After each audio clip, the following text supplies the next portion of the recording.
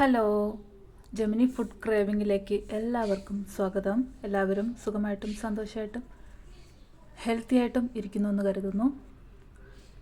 എൻ്റെ ഈ ചാനലിൽ ആദ്യമായിട്ടാണ് ആരെങ്കിലും കാണുന്നുണ്ടെങ്കിൽ പ്ലീസ് ഒന്ന് സബ്സ്ക്രൈബ് ചെയ്യുക. തൊട്ടടുത്ത് കാണുന്ന ബെല്ലൈക്കൺ എനേബിൾ ചെയ്യുക. ഓൾ എന്ന ഓപ്ഷൻ തന്നെ കൊടുക്കുക കേട്ടോ. ഞാനിന്ന് വന്നിരിക്കുന്നത് ഒരു കളർഫുൾ പാസ്തയുടെ റെസിപ്പി ഇട്ടാണ്. ഞാനൊരു ഷോർട്സ് ഇട്ടിരുന്നു. ഈ ഒരു പാസ്ത വാങ്ങിയ സമയത്ത് ഇതിൻ്റെ ഒരു ഷോർട്സ് ഞാൻ ഇട്ടിട്ടുണ്ടായിരുന്നു. അപ്പോൾ ഇത് ക്യാരറ്റ് അങ്ങനെ പച്ചക്കറി അങ്ങനത്തെ ഒരു കളർഫുള്ളായിട്ടുള്ള ഒരു പാസ്തയാണ് കേട്ടോ. വളരെ ടേസ്റ്റിയാണ്, അതുപോലെ തന്നെ ഹെൽത്തിയാണ്, ഈസിയുമാണ് കേട്ടോ. ഓക്കെ, നമ്മളത് എങ്ങനെയാണ് ഉണ്ടാക്കണേന്ന് നോക്കാം. ഞാനത് വേവിച്ച് ആദ്യം എടുക്കുന്നുണ്ട് കേട്ടോ. ഓക്കെ, ഇനിയിപ്പം വീഡിയോയിലേക്ക് പോകാം.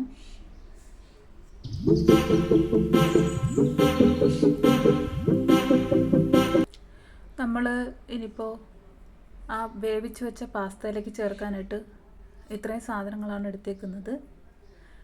ഞാൻ വെജിറ്റബിളായിട്ട് എടുത്തിട്ടുള്ളത് കുറച്ച് കോളിഫ്ലവർ ചൂട് വെള്ളത്തിൽ ഉപ്പിട്ട് അത് കോളിഫ്ലവർ ചെറുതായിട്ട് അടർത്തിയിട്ട് അതിലിട്ടിട്ടുണ്ട് കേട്ടോ.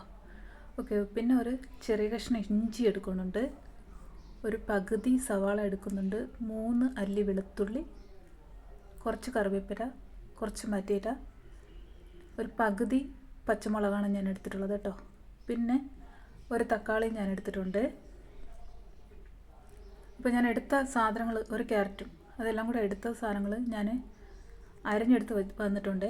ഇപ്പോൾ ഞാൻ ഈ പൊടി കാണിക്കുന്നത് 1 ടീസ്പൂൺ മല്ലിപ്പൊടി, 1/2 ടീസ്പൂൺ കാശ്മീരി മുളക് പൊടി, കുറച്ച് മഞ്ഞൾപ്പൊടി, കുറച്ച് ഗരം മസാല. ഏതൊരു ഡിഷായാലും നമ്മൾ എന്താ ചെയ്യുന്നത്, നമ്മളുടെ കേരള തനിമയിലുണ്ടാക്കാൻ ഞാൻ മാക്സിമം ശ്രമിക്കാറുണ്ട് കേട്ടോ.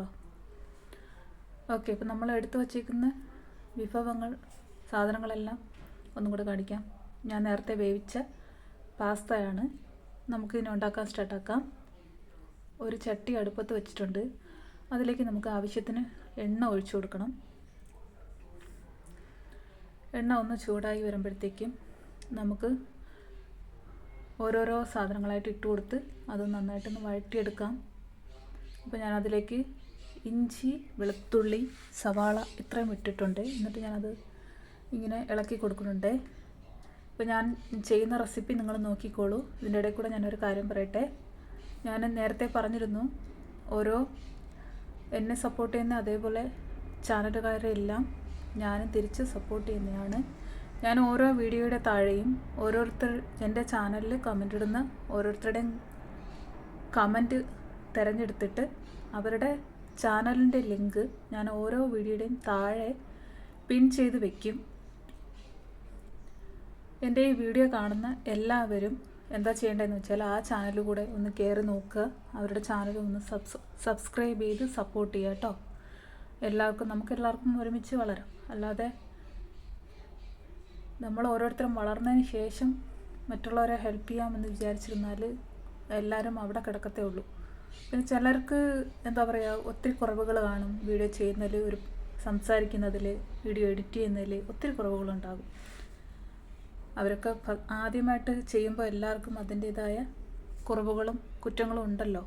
ഇപ്പോൾ ഞാൻ തന്നെ ഒട്ടും പെർഫെക്റ്റ് അല്ല. അപ്പോൾ അത് എനിക്ക് മനസ്സിലാകും.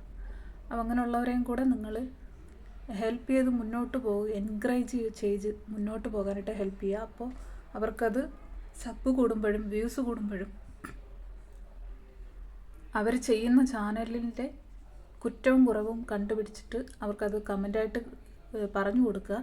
അവരത് തിരുത്തി മുന്നോട്ട് പോകും. ഓക്കെ, അപ്പോൾ ഞാൻ ഇന്നിപ്പോൾ നേരത്തെ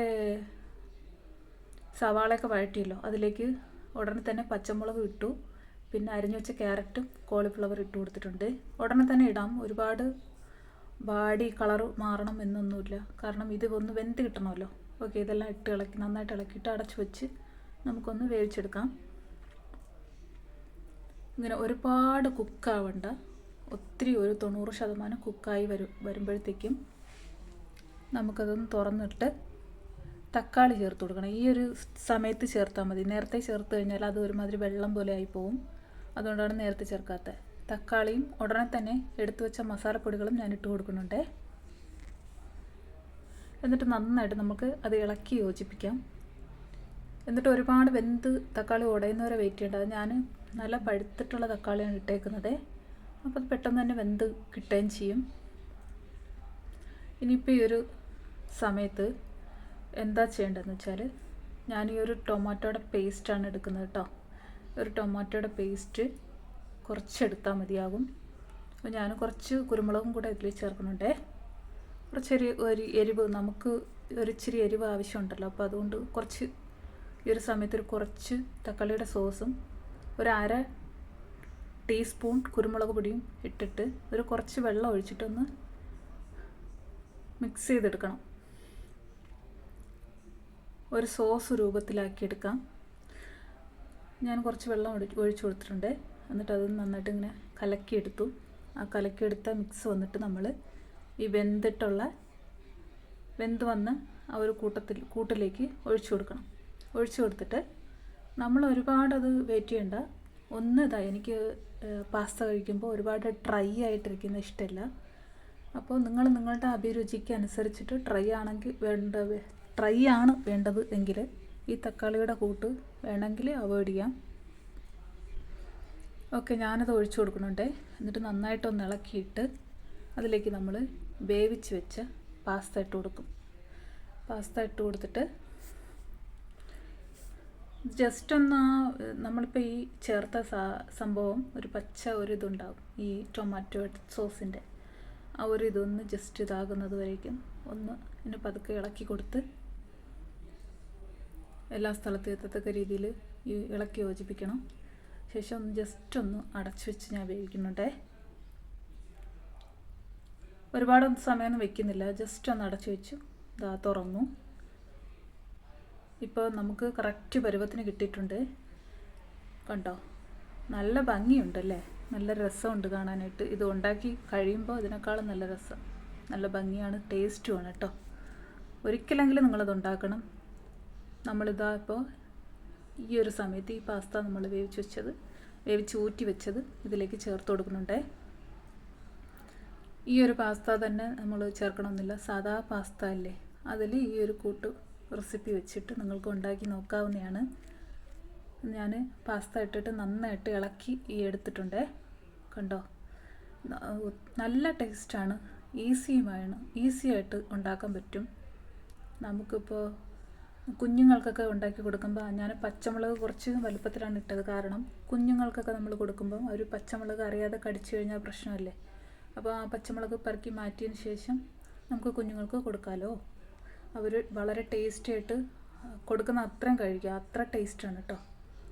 ഞാൻ അതിൻ്റെ മുകളിലേക്ക് കുറച്ച് മല്ലിയില ഇടുന്നുണ്ട്. എനിക്ക് ഒത്തിരി ഈ മല്ലിയിലയുടെ ഫ്ലേവർ ഒത്തിരി ഇഷ്ടമാണ്. മല്ലിയിലയും കൂടെ ഇട്ട് ഇളക്കിയിട്ട് നമ്മളൊരു കുഞ്ഞൊരു പാത്രത്തിലേക്ക് മാറ്റിയിട്ട് സെർവ് ചെയ്യാം. ഇതുവരെ എന്നെ സപ്പോർട്ട് ചെയ്ത എല്ലാവർക്കും നന്ദി. ഇനിയും നിങ്ങളുടെ സപ്പോർട്ട് ഞാൻ പ്രതീക്ഷിക്കുന്നു. നിങ്ങളുടെ കമൻറ്റ് എന്തു തന്നെയായാലും നിങ്ങൾ കമൻറ്റ് ബോക്സിൽ രേഖപ്പെടുത്തണം.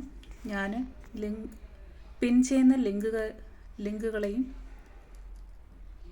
ലിങ്ക് ഓപ്പൺ ചെയ്ത് അവരുടെ വീഡിയോ കണ്ട് അവരെയും കൂടെ സപ്പോർട്ട് ചെയ്യുക. Thank you very much. Thanks for watching.